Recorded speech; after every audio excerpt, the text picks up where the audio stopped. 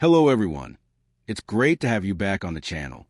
We are starting off with some absolutely wild relationship drama straight from the depths of Reddit that's going to either make you feel incredibly grateful for your own situation or question everything you thought you knew about love. These are the kind of stories that make you wonder how some people even function in relationships.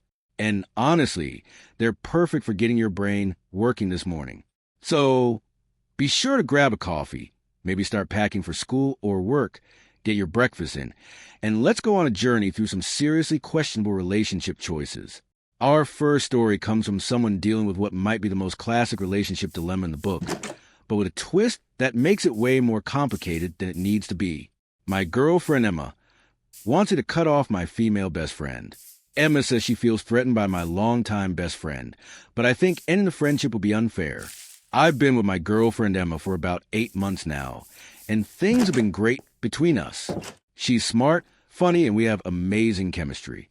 But there's one issue that keeps coming up, and it's starting to cause real problems in our relationship. I have a best friend named Casey, who I've known since we were kids. We grew up in the same neighborhood, went to the same schools, and she's basically been like a sister to me for the past 15 years. Casey and I have never been romantic. Never even came close to it. She's just always been there through everything. Breakups, job stress, family drama, you name it. When I started dating Emma, I made sure to introduce them early on because I wanted the two most important women in my life to get along. At first, everything seemed fine. Emma and Casey were polite to each other when we all hung out, and I thought we were good. But about 3 months into our relationship, Emma started making little comments. She'd say things like, "Casey seems really invested in your life." Or, "I notice you text you a lot." Or, "It's weird how close you two are for just friends." I tried to brush it off and explain that Casey and I have always been close, and that it's completely platonic. The comments got more frequent and more pointed. Emma started asking why Casey needed to know so much about our relationship, why I told Casey about our fights or our plans. She'd get upset when Casey would call during our dates or when I'd mention something Casey had said. I tried to set some boundaries like not answering Casey's calls when Emma and I were having alone time, but it wasn't enough. Things came to a head last weekend. Emma and I were supposed to have a quiet night in just watching movies and ordering takeout. Casey had been having a really tough time with her job situation and had been calling me more than usual for support. When she called that night, I could tell she was really upset, so I answered. Emma immediately got that look on her face, the one that means I'm in trouble. I talked to Casey for maybe 20 minutes, just letting her vent about her boss being terrible and how she was thinking about quitting. When I hung up, Emma exploded. She said she was sick of Casey always interrupting our time together, sick of me prioritizing Casey's problems over our relationship, and sick of feeling like she was competing with another woman for my attention. I tried to explain that Casey was going through a hard time and needed support, but Emma said that wasn't her problem. She said it wasn't normal for a guy in a relationship to be so close to another woman, especially one who clearly had feelings for me. I told her that was crazy, that Casey had never shown any romantic interest in me ever, but Emma said I was being naive. Then Emma gave me an ultimatum. She said either I cut contact with Casey completely or she was done with our relationship. She said she couldn't be with someone who couldn't prioritize his girlfriend over his female friend, and that if I really loved her, I would choose her without hesitation. I was completely shocked. I never expected Emma to ask me to end a friendship that's been such a huge part of my life. I told her I needed time to think about it, which made her even more angry. She said the fact that I had to think about it proved that I cared more about Casey than about her. Since then, Emma has been giving me the cold shoulder. She barely responds to my texts, and when she does, it's short and cold. She's told me she's waiting for my decision, but she won't discuss it anymore. She says there's nothing to discuss. It's either Casey or her, and I need to choose. I'm completely torn. I love Emma, and I can see a future with her. She makes me happy, and I don't want to lose what we have. But Casey has been in my life for 15 years. She's been there through everything, and it feels wrong to just cut her off because my girlfriend is jealous. Casey doesn't even know this is happening because I don't know how to tell her that my girlfriend wants me to stop being her friend. I've talked to a few of my guys about this, and they're split. Some say that when you're in a serious relationship, you have to make sacrifices, and if Emma is uncomfortable with my friendship with Casey, then maybe I should respect that. Others say that Emma is being controlling, and that if she really trusted me, she wouldn't have a problem with my friendship. I keep going back and forth. Part of me thinks that if Emma and I are going to have a future together, I need to make her feel secure in our relationship. Maybe having such a close female friend really is inappropriate when you're trying to build something serious with someone else. But then I think about all the years Casey and I have been friends, all the time she's been there for me, and it feels like betrayal to just abandon her because my girlfriend is insecure. The worst part is that I can kind of see both sides. I get that Emma might feel weird about how close Casey and I are. I mean, Casey does know pretty much everything about my life, and I do talk to her about relationship stuff sometimes. But at the same time, that's what best friends do, right? And it's not like I'm hiding anything from Emma or being inappropriate with Casey. I'm also worried about what this means for our relationship long term. If Emma is this jealous about Casey, what happens if I have female coworkers I'm friendly with? What if I make new female friends? Is this going to be an ongoing issue, or is it specifically about Casey? Emma keeps texting me asking if I've made my decision yet. She says she can't move forward in our relationship until this is resolved, and that the longer I take to decide, the more it proves that I don't really want to be with her. But I feel like I'm being asked to choose between two people I care about.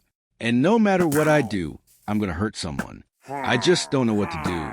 Is it reasonable for Emma to ask me to end this friendship? Am I being unfair to her by wanting to keep Casey in my life? Or is Emma being too controlling and jealous? That story ends there. And honestly, this is one of those situations where both people have valid points, but Emma's ultimatum approach is throwing up some serious red flags. Look, I get feeling insecure about your partner's close friendships, especially with someone of the gender they're attracted to, but demanding someone cut off a 15-year friendship without even trying to work through the jealousy first, that's not healthy communication. That's control. If Emma can't trust Opie after 8 months of dating, that's her problem, not a Casey problem. The fact that she won't even discuss alternatives or compromises tells you everything you need to know about how she handles relationship conflicts. Our next story takes us into equally messy territory, but this time it's about someone who's dealing with a partner who just can't seem to let go of their past. My boyfriend Jacob still texts his ex every day. He says, "It's just checking in, but I feel like it's crossing a line." I've been dating Jacob for about 6 months now, and overall, our relationship has been really good. He's sweet, attentive, and we have a great time together. But there's this one thing that's been bothering me more and more, and I don't know if I'm being reasonable or if I'm just being paranoid. Jacob texts his ex-girlfriend Michelle every single day, not just occasionally, but literally every day, sometimes multiple times a day. When I first found out about this, I try to be cool about it because I know that some people stay friends with their exes, and I didn't want to seem like the jealous, controlling girlfriend. Jacob and Michelle dated for 2 years and broke up about 8 months before Jacob and I got together. According to Jacob, they broke up because they wanted different things in life. She wanted to move across the country for a job opportunity, and he wanted to stay here. He says it was mutual and amicable, and they decided to stay friends because they had been such a big part of each other's lives. At first, the texting seemed harmless enough. Jacob would mention that Michelle had gotten a promotion at her new job, or that she was having trouble adjusting to her new city. He'd show me funny memes she'd send him, or tell me about something interesting that had happened to her. I appreciated that he was being transparent about their communication, and it made me feel like he wasn't hiding anything from me. But as time went on, I started noticing that their conversation seemed really intimate. Not sexual or anything like that, but emotionally intimate. Jacob would tell Michelle about problems he was having at work, about fights he'd had with his family, about his goals and dreams. Meanwhile, she would share details about her dating life, her friendships, her struggles with being in a new place. What really started bothering me was that Jacob seemed to know more about Michelle's day-to-day life than I did sometimes. He'd know that she had a big presentation at work, or that she was nervous about a medical appointment, or that she was fighting with her roommate. These weren't things that came up in casual conversation between exes. These were the kind of things you share with someone you're really close to. I started paying more attention to when Jacob would text Michelle, and I realized it was happening even when we were together. We'd be having dinner or watching a movie, and his phone would buzz with a text from Michelle, and he'd immediately respond. Sometimes their text conversations would go on for 10 or 15 minutes, while I just sat there waiting for his attention to come back to me. The breaking point came last week, when we were out celebrating my birthday. We were at this nice restaurant I'd been wanting to try, and we were having a really good time. Then Jacob's phone started buzzing. He glanced at it and said, "Sorry, Michelle's having a crisis with her boss. I just need to respond real quick." Then he spent the next 20 minutes texting back and forth with her, while I sat there feeling like an idiot. When he finally put his phone down, I told him that it hurt my feelings that he had prioritized Michelle's work drama over my birthday dinner. Jacob looked genuinely surprised and said he hadn't realized he'd been texting for that long. He apologized and said he didn't mean to make me feel bad, but that Michelle really needed someone to talk to, and she didn't have many friends in her new city. I told Jacob that I was uncomfortable with how much he and Michelle communicated, and that it felt like she was still his girlfriend in everything but name. Jacob got defensive and said that wasn't fair, that he and Michelle were just friends, and that I was being jealous for no reason. He said that he'd been completely honest with me about their friendship from the beginning, and that it wasn't his fault if I couldn't handle him having female friends. I tried to explain that this wasn't about him having female friends. It was about the level of emotional intimacy he was maintaining with someone he used to be in love with. I said that I wouldn't care if he texted other female friends every day. But Michelle wasn't just any friend. She was someone he had shared his life with for 2 years, someone he had planned a future with. Jacob said that Michelle was going through a hard time adjusting to her new life, and that he was just being a good friend by being there for her. He said that if the situation were reversed, he would want someone to be there for me, too. He also pointed out that Michelle was living across the country now, so it wasn't like there was any possibility of them getting back together. But that's exactly what bothers me. Jacob is putting so much emotional energy into maintaining a relationship with someone who isn't even in his life anymore, someone he can't actually be there for in any practical way. Meanwhile, I'm right here, and sometimes it feels like I'm competing with a ghost for his attention. I asked Jacob if he would be comfortable with me texting an ex-boyfriend every day, sharing all the details of my life with him, turning to him whenever I had a problem. Jacob said that would be different because he wouldn't trust my ex's motives the way I should trust Michelle's. When I asked him what he meant by that, he said that guys always have ulterior motives when they stay friends with ex-girlfriends, but that women can genuinely just want to be friends. That answer made me even more frustrated because it felt like such a double standard. Either it's appropriate to maintain close friendships with exes, or it isn't. It can't be okay for him to do it, but not okay for me to do it. I've tried to get to know Michelle better, thinking that maybe if I understood their friendship better, I'd feel less threatened by it. I asked Jacob if we could video chat with her sometime, or if she ever came back to visit. Maybe we could all hang out. But Jacob said that Michelle was really shy and probably wouldn't be comfortable with that.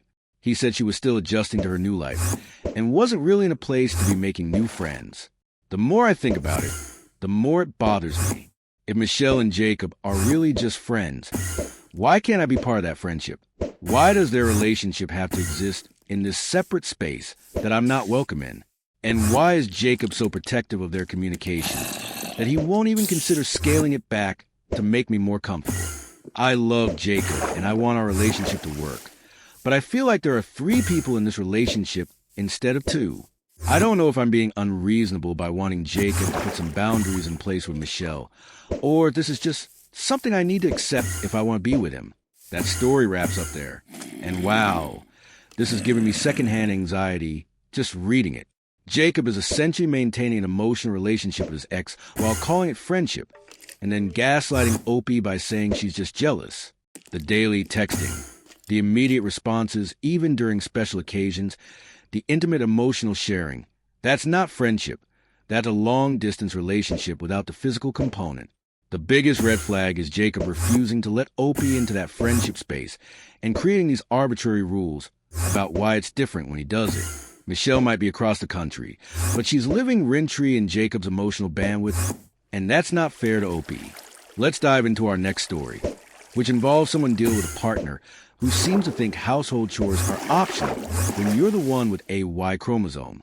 My husband, Mark, refuses to help around the house. We both work full-time, yet he won't do a single chore without being asked. I've been married to Mark for 3 years now, and I love him dearly, but I'm at my breaking point with how he handles household responsibilities. We both work demanding full-time jobs. I'm a marketing coordinator, and he's an accountant. So we're both putting in our 40-plus hours a week and coming home exhausted.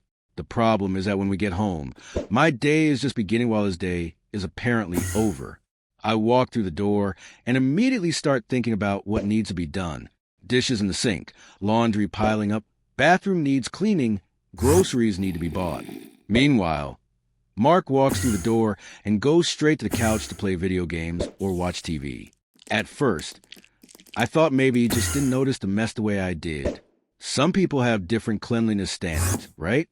So I started pointing things out. Hey, could you load the dishwasher while I start dinner? Or the bathroom really needs to be cleaned this weekend.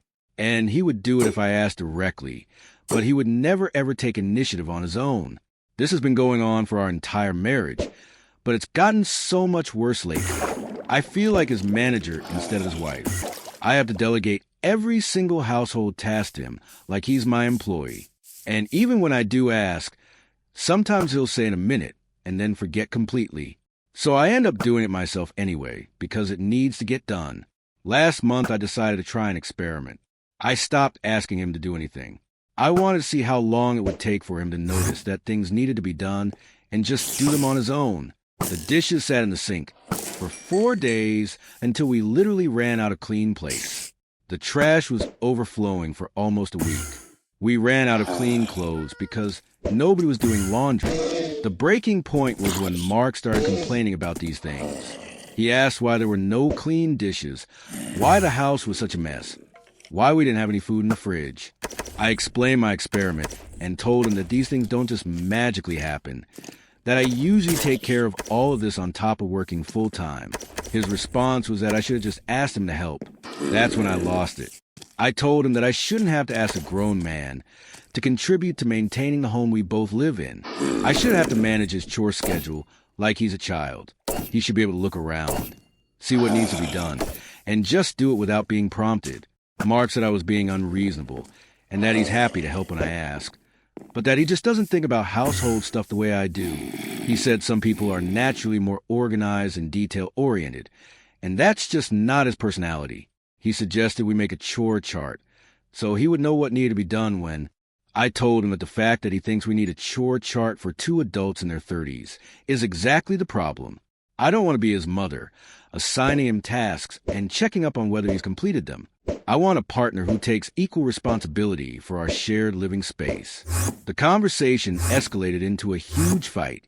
Instead of being concerned about our financial situation, she got angry at me for monitoring our spending so closely. She said I was being controlling and treating her like a child who needed permission to buy things. She said she worked just as hard as I did and deserved to spend money on things that made her happy. I tried to explain that I wasn't trying to control her spending. I was trying to make sure we were being responsible with our shared finances. I said that if she wanted to spend $3,000 a month on personal things, that was fine, but we needed to adjust our budget accordingly, and maybe cut back on other things like eating out together or I was being cheap. She said all her friends' vacation fund. Linda said that was ridiculous and that our husbands let them spend money without questioning every purchase, and that I was making her feel bad for wanting nice things. She accused me of trying to make her account for every dollar she spent like she was some kind of criminal. The conversation evolved into a huge fight where Linda said I was financially abusive and controlling. She said that questioning her purchases was a form of economic control and that I was trying to isolate her from the things and activities that made her happy. She said that if I really trusted her, I wouldn't be checking up on her spending or asking her to justify her purchases. I was completely taken back by this accusation. I don't think wanting to understand where $3,000 a month is going makes me financially abusive. I think it makes me a responsible adult who's trying to manage our household finances. But Linda made me feel like I was being unreasonable for wanting transparency about our spending. Since that fight, Linda has been even more secretive about her purchases. She started having things delivered to her office instead of our house, and she's been paying for things in cash. So there's no paper trail. When I ask her about new clothes or items that appear in our house, she says she's had them for a while, or that they were gifts from friends. I'm starting to feel like I'm going crazy. I know Linda is still spending money we don't have on things we don't need, but every time I try to address it, I'm made to feel like the villain. I've suggested couples counseling to help us work through our financial disagreements, but Linda says there's nothing to work through and that I just need to stop being so paranoid about money. The worst part is that Linda's spending is starting to affect our relationship in other ways. We can't afford to go on vacations anymore because there's no money left in our travel fund. We've had to postpone some home improvements we were planning because our savings account is nearly empty. I feel like I'm constantly stressed about money, and Linda seems oblivious to the fact that her spending is creating real problems for our future. I don't know what to do.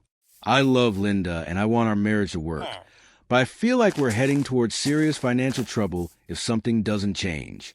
I've tried talking to her. I've tried showing her the numbers. I've tried compromising, but nothing seems to get through to her. She just sees me as controlling and paranoid, not as a partner who's worried about our financial stability. That story ends right there. Linda is gaslighting Opie into thinking that basic financial transparency in marriage is somehow abusive, while she's literally spending them into debt and hiding purchases like a teenager with their parents' credit card. The fact that she's now having things delivered to work and paying cash to avoid leaving a paper trail shows she knows exactly what she's doing. This isn't about trust or control. It's about Linda being unwilling to face the reality of their financial situation and blaming Opie for pointing out basic math. Let's move on to a story that takes modern relationship drama to a whole new level of cringe. My girlfriend Lily keeps recording our fights for TikTok. She posts arguments online for content, and I feel humiliated. I've been dating Lily for about 10 months, and she's always been really into social media. She has accounts on Instagram, TikTok, YouTube, Snapchat, basically everything. When we first started dating, I thought it was cool that she was so creative and good at making content. She'd make these funny videos about her daily life, and she was actually getting a decent following. At first, I didn't mind being in her videos occasionally. She'd film us trying new restaurants or go to events, and it was kind of fun to be part of her content. Her followers seemed to like seeing our relationship, and Lily was excited about growing her audience. She started calling us a power couple and talking about how our relationship content was really resonating with people. But things started getting weird about 4 months ago. Lily began filming more and more of our personal moments. Not just the fun date stuff, but like random conversations we'd have at home or moments when I was just trying to relax and watch TV. She'd point her phone at me and start recording without asking. And when I'd ask her to stop, she'd say she was just capturing our authentic moments. The real problem started when Lily discovered that drama content gets way more engagement than happy couple content. She posted a video of us having a minor disagreement about what to watch on Netflix, and it got like 50,000 views and hundreds of comments. People were taking sides, analyzing our body language, giving relationship advice. Lily was thrilled about the engagement, but I felt weird about strangers on the internet commenting on our personal dynamics. After that, Lily started paying more attention to our arguments with her phone in hand. If we had any kind of disagreement or tension, she'd subtly start recording. At first, I didn't even notice she was doing it. She'd position her phone so it looked like she was just scrolling or texting, but she was actually capturing our conversations. I only figured out when I saw myself on her TikTok page arguing with her about whose turn it was to do dishes. The video was titled, "When Your Boyfriend Thinks He Does More Chores Than You," with crying, laughing emojis. The comments were brutal. People were calling me lazy, saying I looked like a slob, analyzing my facial expressions, and deciding I was probably a terrible boyfriend. I was mortified. I confronted Lily about posting our argument without my permission, and she said she didn't see what the big deal was. She said it wasn't anything too personal, just normal relationship stuff that everyone could relate to. She said the engagement on that video was amazing and that her follower count was growing because people loved our authentic relationship content. I told her I wasn't comfortable with our private arguments being posted online for entertainment and asked her to take the video down. Lily said that wasn't fair because it was performing really well and she might be able to monetize it. She said that if I really supported her content creation goals, I'd be more willing to be part of her videos. But instead of stopping, Lily started recording our fights even more. She'd literally pull out her phone the moment we started disagreeing about anything. If I got frustrated about something at work and vented to her, she'd record my reaction. If we had a disagreement about plans or money or anything, she'd capture it and post it with some caption about relationship reality. The breaking point was last week when we got into a serious argument about her posting our personal business online. I was really upset and tried to explain how humiliated I felt, seeing our private moments turn into content for strangers to judge. I was actually getting emotional about it, talking about how it felt like she cared more about her follower count than about my feelings. The entire time I was pouring my heart out, Lily was filming. She posted a video with the caption POV, "Your boyfriend doesn't support your dreams." And it went viral. Hundreds of thousands of views, thousands of comments, most of them calling me controlling and unsupportive. People were saying I was clearly trying to hold Lily back from her success, that I was insecure about her being more popular than me online. I've never felt so betrayed in my life. The most vulnerable moment in our relationship, where I was trying to explain how hurt I felt, became contempt for her social media. And the way she framed it made me look like the villain. Like I was trying to sabotage her career instead of trying to set boundaries about our privacy. When I confronted her about this video, Lily said I was being dramatic and that social media was her job. She said that Koo's content was her niche and that our relationship was part of her brand. Now, she said if I wasn't comfortable with that, maybe we weren't compatible because her content creation wasn't going to stop. Lily also said that I was being hypocritical because I'd enjoyed the positive attention when her videos about us got good responses. She said, I only had a problem with it now because some of the recent videos made me look bad, but that's just the reality of putting your life online. I tried to explain that there's a difference between choosing to be in fun videos together and having our private arguments secretly recorded and posted, but Lily said I was splitting hairs. She said that if our relationship was strong, it shouldn't matter what strangers on the internet thought about us. The worst part is that now I feel like I can't be myself around Lily anymore. Every time we have any kind of disagreement, I'm wondering if she's recording. Every time I'm upset about something or having a bad day, I'm worried it's going to end up on TikTok with some caption that makes me look terrible. I feel like I'm performing in my own relationship instead of just living it. Lily's followers have also started recognizing me in public, which is incredibly uncomfortable. I've had people come up to me at the grocery store or at work asking about our relationship status or making comments about videos they've seen. It feels like my private life has become public property. I love Lily, but I don't know how to be in a relationship with someone who sees our personal moments as content opportunities. I've tried explaining how violated I feel, but she just says I'm not being supportive of her career goals. I feel like I'm dating an influencer who happens to be my girlfriend instead of dating my girlfriend who happens to make content. That story ends there. This is genuinely disturbing behavior. Lily is essentially running a reality show about their relationship without Opie's consent and then manipulating the narrative to make herself look good and him look bad. The fact that she recorded him having an emotional breakdown about privacy and then posted it with a caption designed to make him the villain is sociopathic. She's prioritizing internet clout over basic respect for her partner. And the fact that she can't see how wrong this is shows she's completely lost touch with reality. Our next story deals with relationship crossroads that's becoming more and more common in today's dating world. My partner Sam wants an open relationship, but I don't. They insist it will bring us closer, but I'm uncomfortable with the idea. I've been with Sam for about a year and a half, and up until recently, I thought we were on the same page about most things. We're both in our mid-20s. We have similar values, and we've been talking about moving in together. But last month, Sam brought up something that's completely thrown me for a loop. Sam sat me down one evening and explained that they'd been thinking a lot about our relationship and where it was headed. They said they loved me and wanted to be with me long term, but they also felt like monogamy was limiting our potential for growth as individuals and as a couple. They said they'd been reading about ethical non-monogamy and polyamory, and they thought it might be something we should explore. I was completely caught off guard.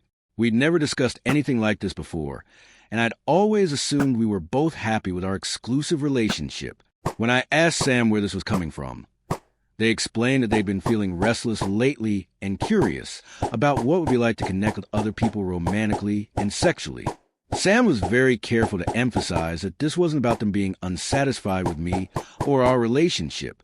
They said they loved me deeply and weren't looking to replace me or find something better. They just felt like love wasn't a finite resource and that exploring connections with other people could actually enhance what we had together. They'd clearly done a lot of research on this topic. Sam talked about compersion, which is apparently the joy you feel when your partner experiences pleasure with someone else.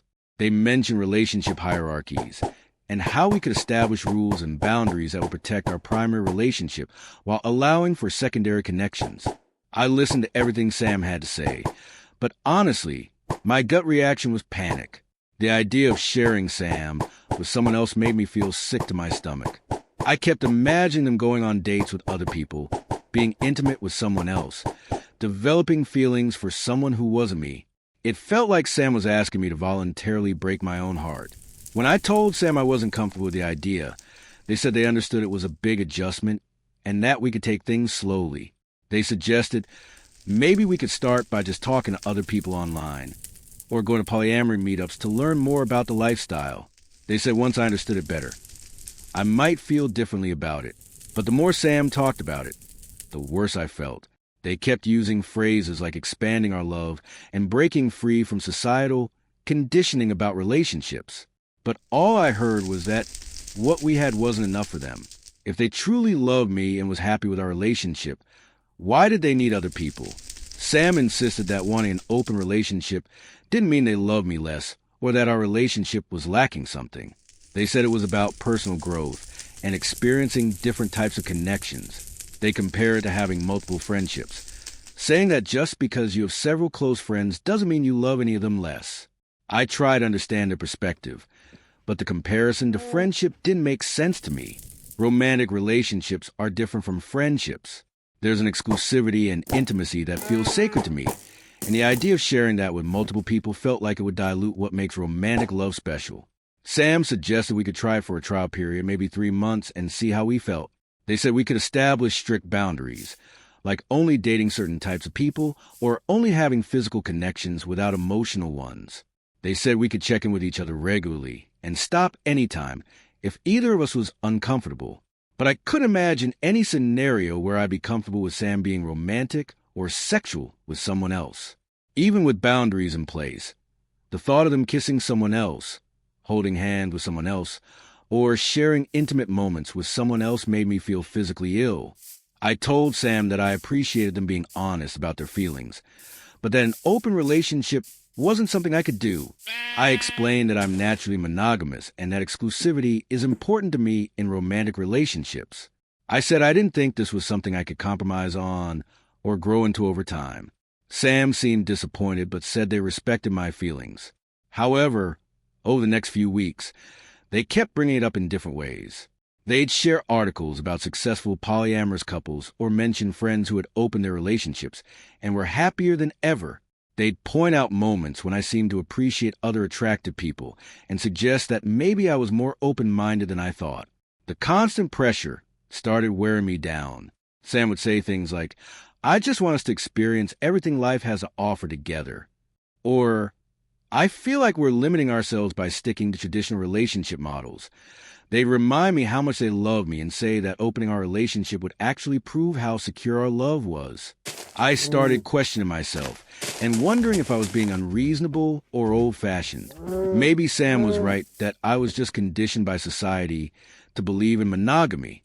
Maybe I was being selfish by not wanting to share them with other people. Maybe if I really loved Sam, I'd want them to experience everything that made them happy. But every time I tried to imagine actually going through with it, I felt the same sick feeling in my stomach. I couldn't picture myself being okay with Sam dating other people. No matter how much I tried to intellectualize it or convince myself it was about personal growth. The breaking point came when Sam mentioned that they'd already been talking to someone online just as friends, but that this person was interested in exploring something more if we decided to open our relationship. Learning that Sam had already identified a potential partner while we were still discussing whether to open our relationship felt like a betrayal. I realized that Sam had already made up their mind about this and was just trying to convince me to go along with it. They weren't really asking for my input or consider my feelings. They wanted an open relationship. They'd found someone they want to be with, and they were trying to manipulate me into agreeing so they could have their cake and eat it, too. When I confronted Sam about this, they said I was overreacting and that they hadn't done anything inappropriate. They said talking to potential partners while we were discussing opening our relationship was just being prepared and proactive. They accused me of being jealous and controlling. I told Sam that I couldn't be in an open relationship and that if that's what they needed to be happy, then maybe we weren't compatible. Sam said that was dramatic and that I was giving up on us over something that could bring us closer together. They said they couldn't understand why I would choose to end our relationship rather than try something new. But that's exactly the problem. Sam was asking me to fundamentally change what I wanted from a romantic relationship or lose them entirely. They were presenting opening our relationship as the only way forward when staying monogamous was also an option that they were refusing to consider. I love Sam, but I can't be someone I'm not just to keep them. And I can't spend the rest of our relationship wondering if I'm enough for them or if they're always going to be looking for something more with someone else. That story ends right there. Sam basically gave Opie an ultimatum disguised as a discussion. And the fact that they were already talking to someone else while supposedly figuring this out together is manipulation at its finest. You can't pressure someone into being okay with polyamory any more than you can pressure someone into being gay. Either you're wired for it or you're not. And there's nothing wrong with either preference. But using emotional manipulation to try to change someone's fundamental relationship needs is toxic. Our next story involves a classic case of choosing between love and loyalty, but with a furry twist that makes it even more complicated. My fiancé, David, hates my dog, Max. He says, it's either him or the dog, and I honestly don't know what to do. I've had Max for 4 years now since he was just a puppy. He's a golden retriever mix, and he's honestly been my best friend through some really tough times. I got him right after I graduated college when I was feeling lonely and directionless. And he's been with me through job changes, family drama, and a couple of bad relationships. Max isn't just a pet to me. He's been my constant companion, my running buddy, my emotional support during anxiety attacks, and the reason I get out of bed on days when depression hits hard. I know that sounds dramatic, but anyone who's had a deep bond with an animal will understand what I mean. Max isn't just something I own. He's family. I met David about 8 months ago through mutual friends, and things moved pretty quickly between us. He's smart, successful, and we have great chemistry together. He proposed last month, and I said yes because I genuinely saw a future with him. But there's been this ongoing tension about Max that I kept hoping would resolve itself over time. From the beginning, David made it clear that he's not really a dog person. He grew up in a house where pets weren't allowed, and he's always been more focused on his career and maintaining a clean, organized living space. When we first started dating, he'd tolerate Max being around when he came over, but I could tell he was uncomfortable. David would flinch when Max would try to greet him. He'd get annoyed if Max barked at other dogs during walks, and he'd constantly comment on dog hair on the furniture or muddy paw prints on the floor. He'd make jokes about how much money I spent on dog food and vet bills, or how my schedule revolved around Max's needs. At first, I thought David just needed time to get used to having a dog around. Max is generally well-behaved, housed, and friendly with people. I figured once David saw what a good boy Max was, he'd warm up to him. I even tried to get them to bond by having David help with feeding or walking, but David always seemed reluctant to participate. The complaints started getting more serious when we began talking about moving in together. David said he couldn't imagine living in a house with a dog, that it would be too chaotic and messy for him. He suggested that maybe Max could live outside in a doghouse or that I could keep him at my parents' house and visit him on weekends. I explained that Max was an indoor dog who was used to being part of the family, and that relegating him to the backyard or shipping him off to my parents wasn't an option. David seemed frustrated by my unwillingness to compromise and said that if we were going to build a life together, I'd need to prioritize our relationship over my attachment to an animal. Things came to a head last week when David, and I were looking at apartments together. We found this beautiful place that we both loved. But when I mentioned that we need to make sure they allowed pets, David said he'd actually already asked and told them we wouldn't have any animals. He'd made this decision without consulting me. When I confronted him about it, David said he thought it was time for me to face reality about what adult life looks like. He said that having a dog was something you do when you're single and have time for that kind of responsibility. But that once you're married and focus on building a career and maybe starting a family, pets become a burden. I was shocked by how casually David dismissed Max as just a phase I was going through. I told him that Max was not a hobby I could give up. He was a living being who depended on me and who I loved. I said that any future we built together would have to include Max, and that was not negotiable. David's response was to give me an ultimatum. He said he had been patient and understanding about my attachment to Max, but he could not move forward with our engagement if I was not willing to rehome the dog. He told me he loved me and wanted to marry me, but he could not build a life with someone who would prioritize a pet over their relationship. He said that if I really loved him and was committed to our future together, I would be willing to make this sacrifice. He argued that couples make compromises for each other all the time, and that this was just one of those situations where someone had to give something up for the greater good of the relationship. I tried to explain that this was not just about giving up a pet. It was about giving up a family member. Max has been with me through everything, and abandoning him now would feel like the ultimate betrayal. I told David I could not be with someone who would ask me to choose between him and someone I loved. David said I was being dramatic, and that comparing a dog to a human relationship was ridiculous. He said that Max would be fine with a new family, probably happier with people who had more time to focus on him. He said that I was anthropomorphizing Max and projecting human emotions onto an animal who wouldn't really understand or remember me after a few weeks with new owners. The fact that David thinks Max would just forget about me after 4 years together shows how little he understands the bond between humans and animals. It also makes me wonder what other important things about me he dismisses or doesn't take seriously. David has given me 2 weeks to decide. He says, if I choose to keep Max, he'll know that I'm not ready for the kind of adult relationship he wants to have. He says he'll always love me, but that he can't marry someone who won't prioritize their partnership above everything else. I've been agonizing over this decision. Part of me wonders if David is right that keeping a dog is preventing me from fully committing to human relationships. Maybe I am being childish or selfish by refusing to rehome Max. Maybe this is just what compromise looks like in serious relationships. But another part of me thinks that someone who truly loved me would never ask me to give up something so important to me. Max isn't just an inconvenience or a lifestyle choice. He's been my family for 4 years. The idea of dropping him off at a shelter or giving him away to strangers makes me sick to my stomach. I also keep wondering what this ultimatum says about David's character. If he's willing to make me choose between him and Max now, what other ultimatums will there be in the future? Will I have to give up friends he doesn't like, hobbies he doesn't understand, or family members he finds annoying? I love David, but I can't imagine my life without Max. At the same time, I can't imagine walking away from what could be a great marriage over a dog. I feel like no matter what I choose, I'm going to lose something important to me. That story ends there. Anyone who would force you to choose between them and your pet doesn't actually love you. They love the idea of controlling you. David's dismissive attitude toward Max isn't really about the dog. It's about testing whether he can make Opie abandon her values and commitments for his convenience. The fact that he already told the apartment they wouldn't have pets without asking shows. This was never a discussion. It was always a demand. Real partners find ways to make things work together. They don't issue ultimatums about family members. Well, there you have it.